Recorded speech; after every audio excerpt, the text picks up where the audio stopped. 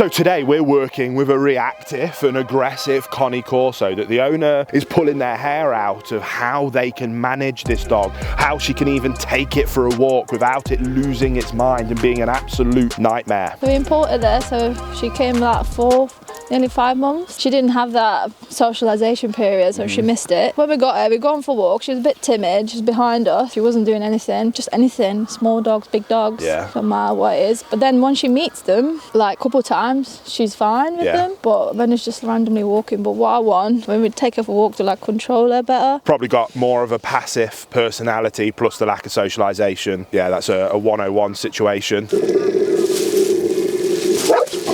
This is not a dominant dog. She's a fearful, anxious dog, built into the fact that she's a guard dog, so we've just seen it there. She's unsure, she's not looking up to you for guidance and direction, and then she's then being a Cane Corso. I don't know how to do it. So obviously she's being a bit reactive to me. We've got to be careful. Fear biting will be the concern of today. If she's put in a position where she's fearful, that she could then bite. I'm curious to see whether it's because of you, protecting you, and if I take the lead off you and move away, that actually she ends up being really friendly with me. If she remains being quite reactive towards me, well then it's just a general how she acts around people. Again, once I've worked out whether it's, not to be cruel, but that you that's causing the problem or whether it's her, we'll then be able to work out what it is that you need to do. And from watching how you've administered some corrections with the prong when she was reacting to me, we could just tune that up a little bit. There's a few tips and tricks. So whenever I'm working with a reactive or aggressive case, you naturally have to be very careful and you have to work out where that reactivity is coming from, where that aggression is coming from, and what risks are therefore present because of it. Ultimately, am I at risk of being bitten or attacked? So you have to take it slowly, break it down, work out what's happening, why it's happening, so that you can then craft where it is that you need to go to fix the problem. Beautiful. So she's not human aggressive whatsoever. What she is scared. She's scared because she's not got clear guidance in her life, and you're forcing her to be a Corso when she doesn't need to be a Corso, which is why she's reacting a lot. What we need to do is put some better kind of rules, boundaries, expectations in with her. Come on, Zilla, let's go. So I'm going to shape a bit of a heel walk for you, which will help her understand she needs to look up to me for guidance and direction. Zilla, let's go. Yeah, good. Good. Sit.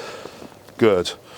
Lane, can I borrow you for a second, please? This is Lane, one of our trainers from America, by the way. She's here on visiting for the week. If you could drop in for me, Lane, don't take any risks, but whether she's going to... So that was the level that she needs, and then it's under control. Your correction just wasn't quite right. Now we've refitted the prong, and we've done it once. That's just how you deal with these problems. The same principle applies exactly with dogs. And naturally, she's now going to start following me because she's following my guidance. That stemmed from me just in that instant split second, just letting her know, hey, no, I've got this. You don't need to handle this, which is why she's now offering these behaviours instead of, oh, you've got this, mate, it's cool, I'll just settle down, let me know when you need anything from me. Now, it's all well and good me being able to work with these dogs, me being able to address these problems quickly, but that is useless to the owner. I have to then find a way to give the owner the ability to achieve the same thing. I want you to reset kind of how you stop with her now. So bring your left foot and just kind of right by where her paws are. Lovely. Those 6 inches of difference will change everything because you've claimed that space, which in her head has meant you've claimed this situation. So I want you to start walking away that way. If she's not in tune with you, I want you just to practice that very, very light, but just pop it back in. Don't pull her back in, pop it back in.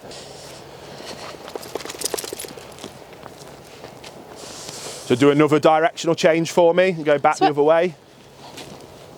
Good. Then come back to me. Okay.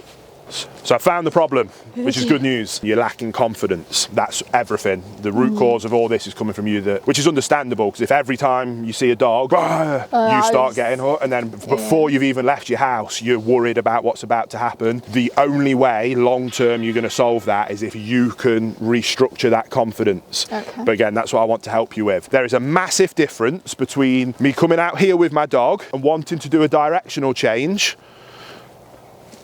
and doing that versus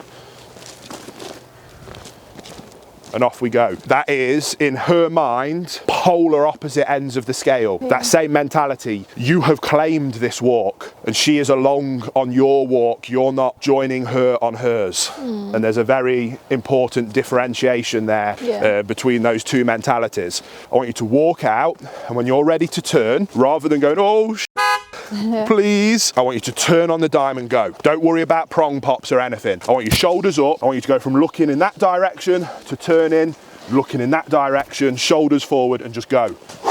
Relax that left arm. That's better. You can drapes that over your finger if you need to, and go. Good. And go.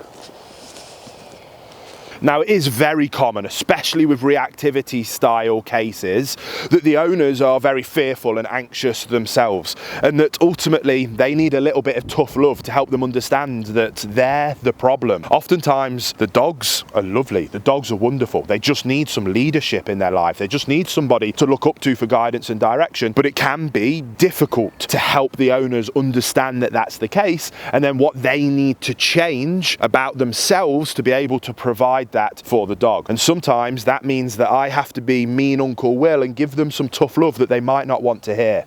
Again, are you happy with that? Yeah, it's just the dogs, innit? Yeah.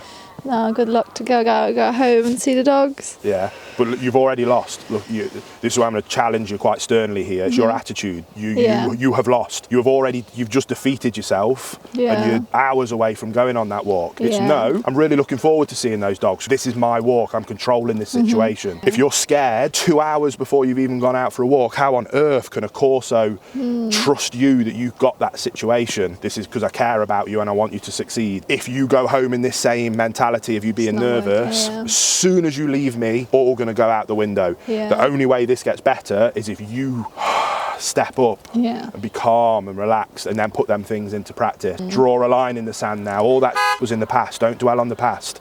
She isn't dwelling on the past. No. She's living right here, right now, in this moment.